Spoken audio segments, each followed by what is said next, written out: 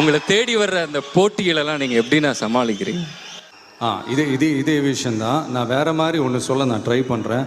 அது உங்களுக்கு கனெக்ட் ஆகுதான்னு பாருங்கள், கொஞ்சம் இன்ட்ரெஸ்டிங்காக இருக்கும்னு நினைக்கிறேன். 1990களில் எனக்கு போட்டியாக ஒரு நடிகர் உருவானார். முதல்ல ஒரு போட்டியாளராக இருந்தார்.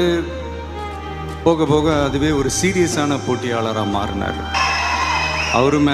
அவர் வெற்றி மேலே உள்ள பயத்தில் நானும் வளர ஆரம்பித்தேன். நான் போன இடத்துக்கெல்லாம் அவரும் வந்து நின்னார். நான் இந்த அளவுக்கு வளர்கிறதுக்கு காரணமாக இருந்தார்.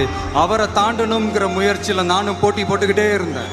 அந்த மாதிரி ஒரு போட்டியாளர் உங்கள் லைஃப்லையும் இருக்கணுங்க.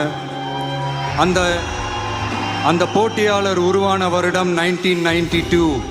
அந்த போட்டியாளரின் பெயர் ஜோசப் விஜய். ஜெயிக்கணும்ன்ற வெறி இருக்கிற எல்லாருக்குள்ளேயும் ஒரு போட்டியாளர் இருக்கணும். அந்த போட்டியாளர் நீங்களாக தான் இருக்கணும். உங்கள் உயரம் என்னன்னு உங்களுக்கே தெரியாமல் போயிடும். Compete with yourself, only that will make you better.